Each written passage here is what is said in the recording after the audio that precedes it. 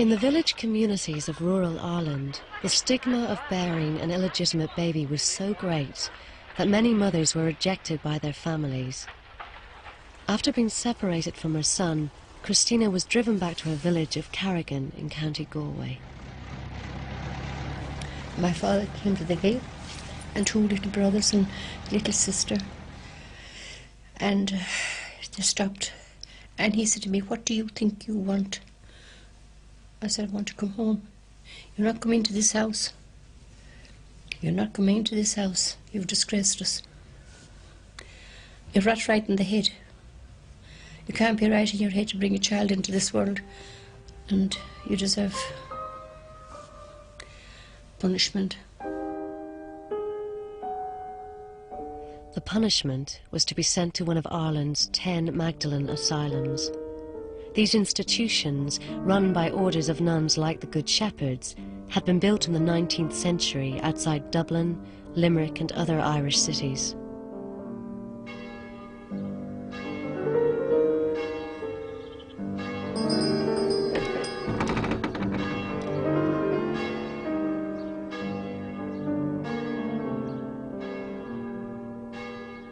Named after Mary Magdalene, the prostitute who repented and was forgiven by Jesus, the original purpose of the Magdalene asylums was to chastise and correct the fallen woman who had sold her body for sex. But by the 1940s, the majority of the inmates were unmarried mothers.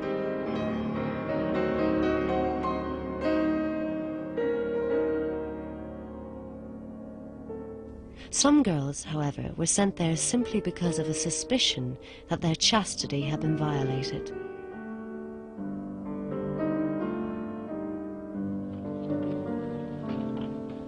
Martha Cooney grew up on a farm in County Roscommon. When I was 14, I was sent to a cousin to help on the farm, and he took me to a farm fair.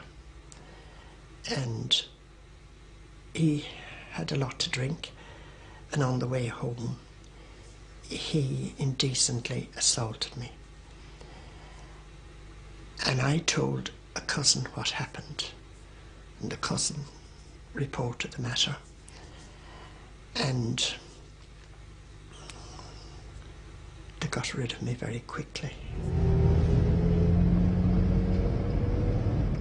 The biggest sin in Ireland, well, apart from having a baby in them days without being married, was to talk. You never let the neighbours know, and to get rid of you. There's no talk, there's no scandal, and they weren't sure. So that was the safest bet. Away to Dublin, you see.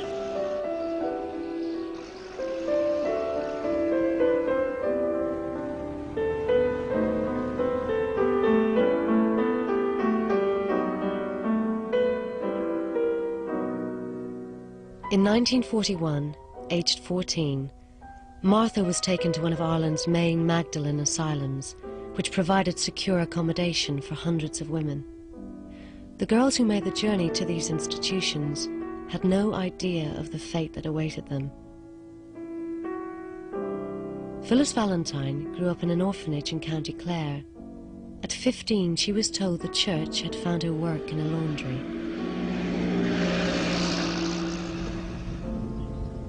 I went with the nuns and the priest, and we went to Galway. And I shall never forget the day as long as I live. These big, big gates opened. All you could see was these bars on the windows, big high walls. And I went in through this gravel path. And 2 or 3 nuns came out, and a priest came out. Well, he was a bishop, I think. He had a red robe on. And he came out to meet me. Then I was brought in this long, long corridor. Still distraught after the separation from her baby son, Christina Mulcahy was sent by her family to a Magdalene asylum in Galway, run by the Sisters of Mercy. I felt like, I think I'd gone crazy. I was full of breast milk. I didn't know how I would explain to the nuns how I felt, and I could feel a fever in me. And I was sick. I think I went to their sick bay for about a week. And when I came out of there, my clothes were confiscated and I was put into this old brown coarse material. They took away my clothes and they gave me this horrible, ugly, drab, I suppose it was uniform. They were shapeless and they were meant to make you as ugly as possibly could. She told me I'd have to have my hair cut because my hair was long. And she said they didn't allow long hair, that my hairs have to be cut. But I had it nicely tied up in a ponytail and I wanted my hair long. And I think I started crying, like, but my hair was cut. It was cut right up to above my ears.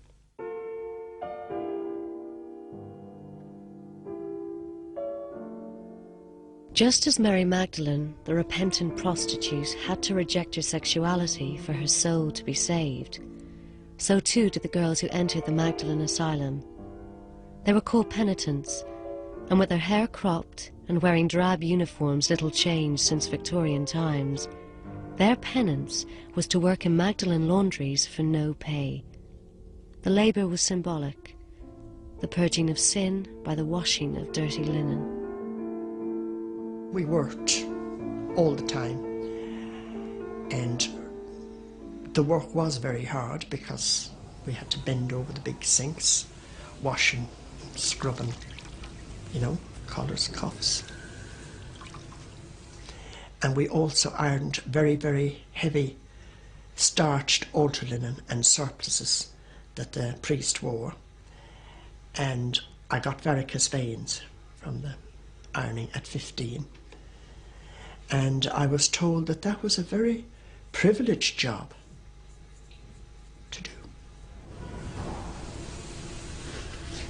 I did ask to be paid the first week that I worked there. They just laughed at me.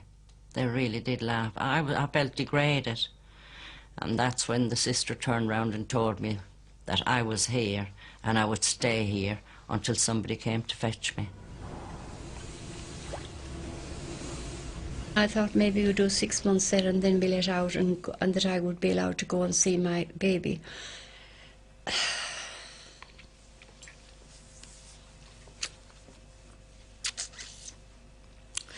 And when I went, first place they put me into the laundry. So I used to keep saying, when do you think I'll be going home, or when will I be going out? And one day, one girl said to me, once you come here, you won't be going out.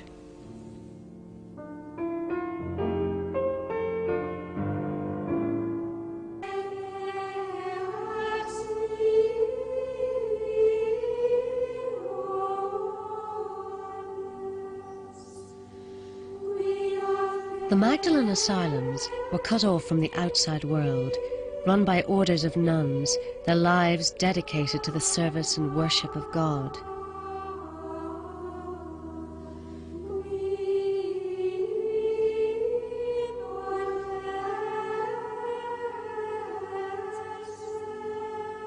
Some of the penitents were not told why they'd been sent to work in the laundries. Phyllis Valentine only discovered the truth after several years' incarceration. When I was young, I was thought to be pretty. Well, some of the girls thought I was quite pretty. I had quite nice hair. And I did ask Sister once why I was sent from the orphanage straight to the Magdalene laundry. And this sister said to me, "You're as pretty as a picture." And I hadn't heard what she said first, and I asked her to repeat it. And she repeated, "You're as pretty as a picture," she said. And she said, "The nuns sent you here because they were afraid you'd fall away. Falling away meant you'd get pregnant, and that would be another mouth for them to feed. So it was best for you to go to the Magdalene laundry, stay there, which was dominated by nuns and priests, and they knew then that you wouldn't get into any trouble." So I was put to the Magdalene laundry for that reason only.